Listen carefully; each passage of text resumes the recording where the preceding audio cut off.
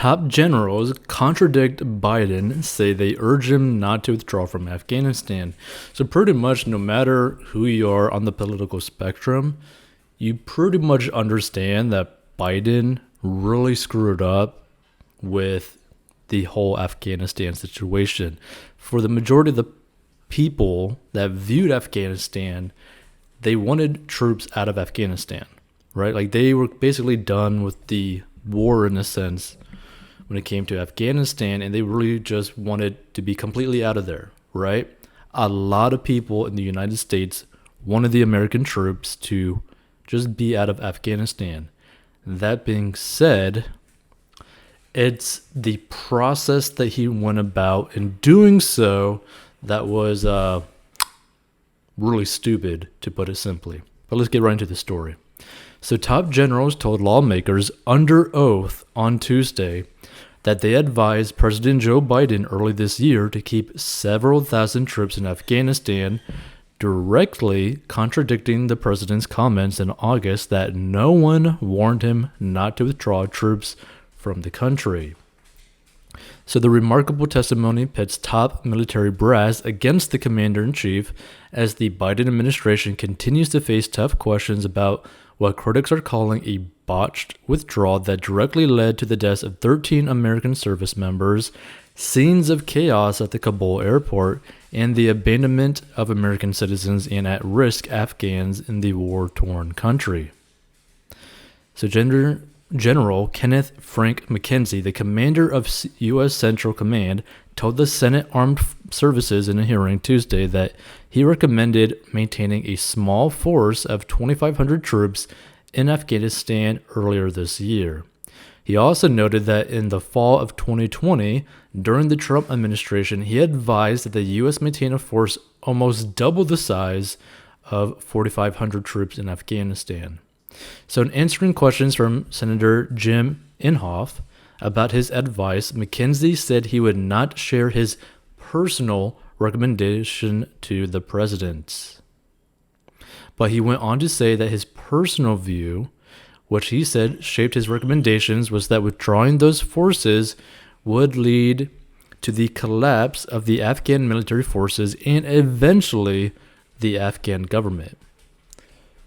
McKenzie also acknowledged that he talked to Biden directly about the recommendation by General Scott Miller, the commander of U.S. Forces Afghanistan, until July, that the military leave a few thousand troops on the ground, which Miller detailed in closed testimony last week.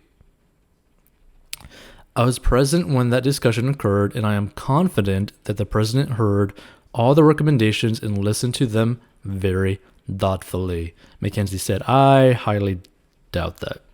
So McKenzie's remarks directly contradict Biden's comments in an August 19th interview with ABC's George Stephanopoulos, in which he said that no one that he can recall advised him to keep a force of about 2,500 troops in Afghanistan. So during the interview, Stephanopoulos asked Biden point blank, so no one told, your military advisors did not tell you, no, we should just keep 2,500 troops. It's been a stable situation for the last several years. We can do that.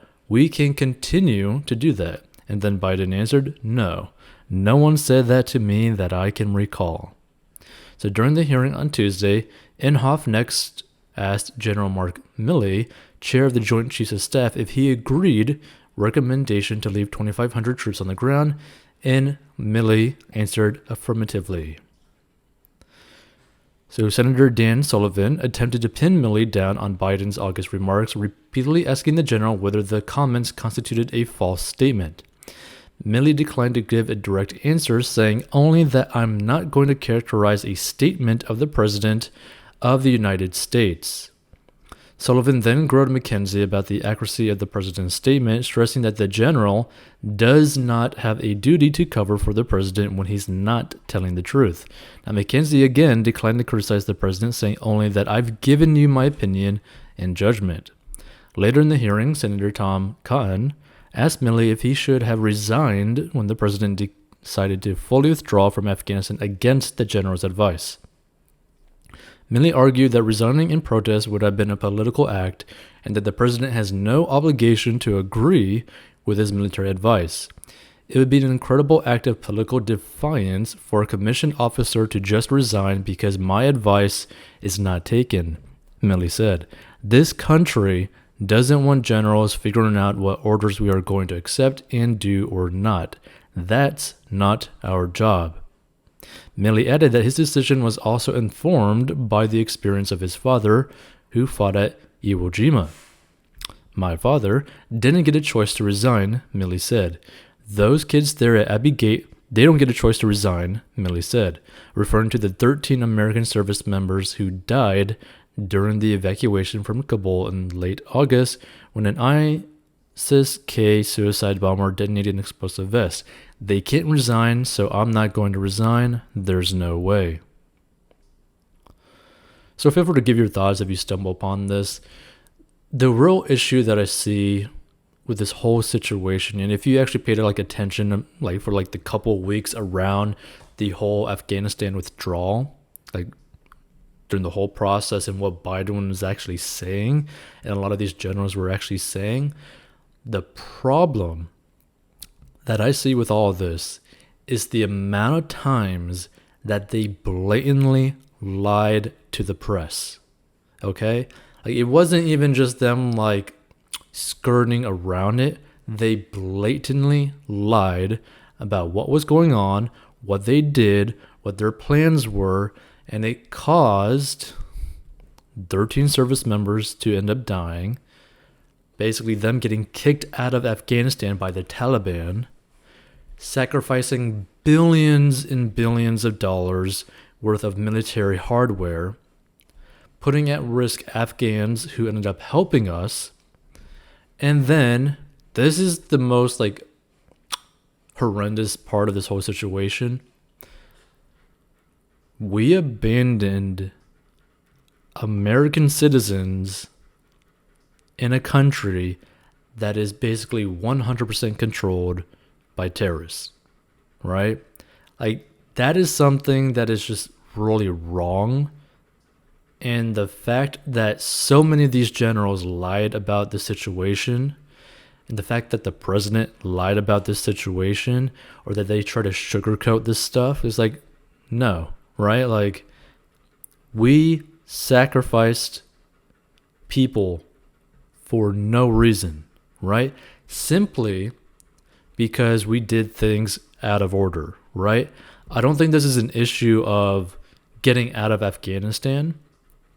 I think it's an issue of the way we got out of Afghanistan, the steps we took, step A, step B, step C, step D, in terms of how we got out of Afghanistan. Because the way you look at it, right, typically, if you're going to evacuate an area, right, you would evacuate the citizens and the allies first before evacuating the military. But we did the exact opposite. And that's the problem that I see with it, is why did we do that? That's what I really want to know, is during this whole investigation, basically, is what was the reason to specifically withdraw the troops before anyone else? That's the thing that I really want to know, because that is just a horrible set of events, right? You don't ever really just go and do that. You'd never make that the first thing that you basically do.